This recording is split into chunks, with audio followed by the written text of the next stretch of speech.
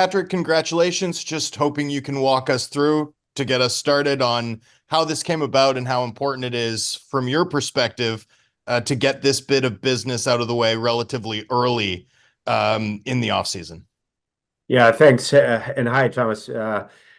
This was something that we have talked with Filip and his agent Alan Walsh for quite a time here, and I think although that we had his rights for another year, I think this was important for our team and knowing his contract number leading forward, and also a younger defenseman on the right side that we feel that we can continue to work with, and I think there is more to come there. So it definitely was important for us to get Filip locked up here, and when he expressed his interest of wanted to stay in Vancouver and be part of this group for long term.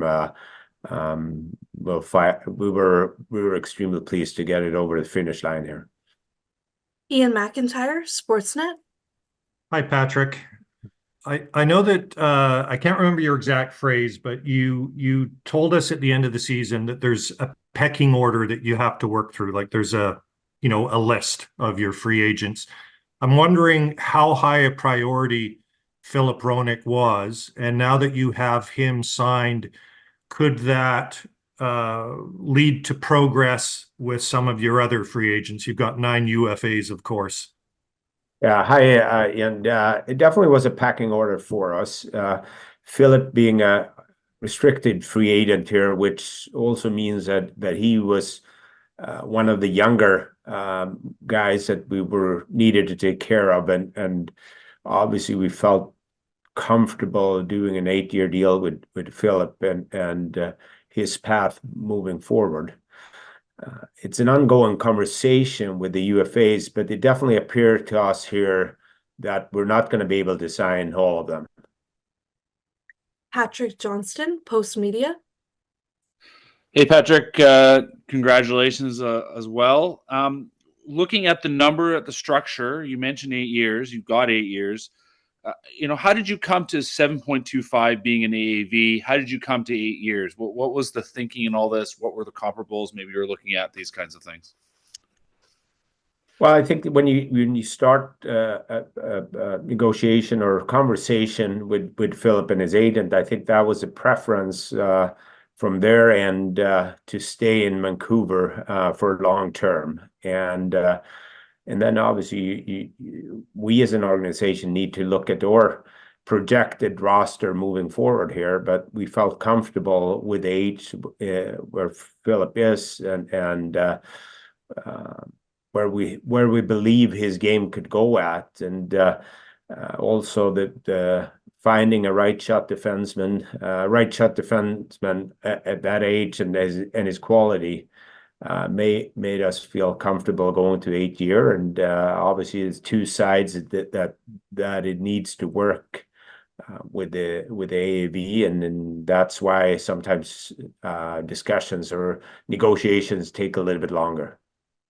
Jeff Patterson, Rink Wide. Hi, Patrik. Filip didn't want to talk about it at the exit meeting day, but was he hampered by something in the second half of the season, or how do you describe sort of the drop in production level from the start of the year to what we saw down the stretch in the playoffs?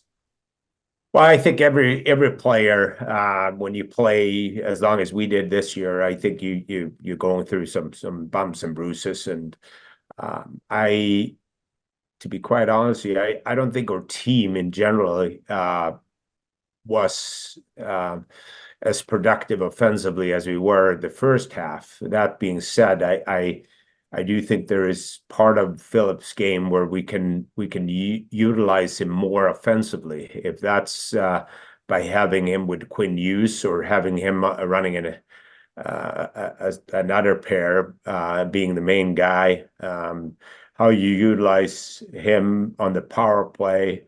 But I do think that this was a great experience and learning experience for Filip, playing those meaningful games in the end.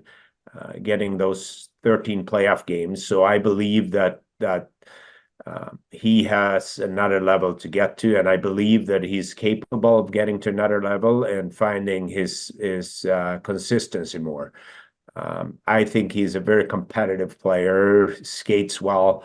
I think he moves the puck well, and he is a guy that fits well in our dressing room here. We'll take a follow-up from Ian McIntyre, Sportsnet. I know that cost certainty is always a good thing for the teams to know what they're going to be paying down the road.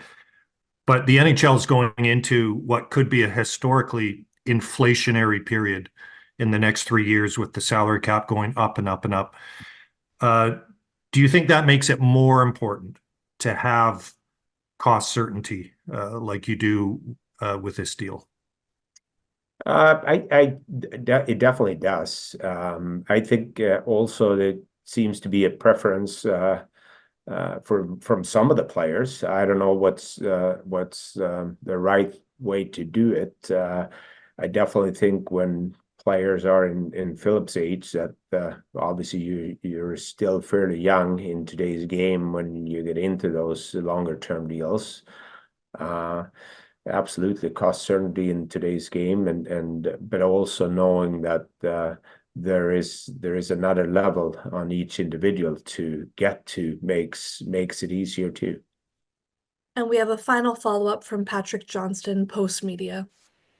Patrick, you mentioned obviously you're not going to be able to re-sign all your free agents, but securing Filip on the right side makes it clear what parts of your defense core looks like. Do you envision pursuing another right shot defenseman in free agency at this point? I don't know. I guess we had about 2 weeks away. So it depends where the discussions goes here with our current group, and then we have to regroup and see what's available. But I believe that we have Noah Juleson that is capable of playing in the top 6. We have Cole McWard knocking on the door that had a really strong second half in Abbotsford that I hope is going to have a good summer and come in here and push for a roster spot as well. So we're talking internally here and talking to Rick Tocchet and his coaching staff as well. So we're looking at all options, but as I said, it really appears that we're not going to be able to sign all of our UFAs at this point.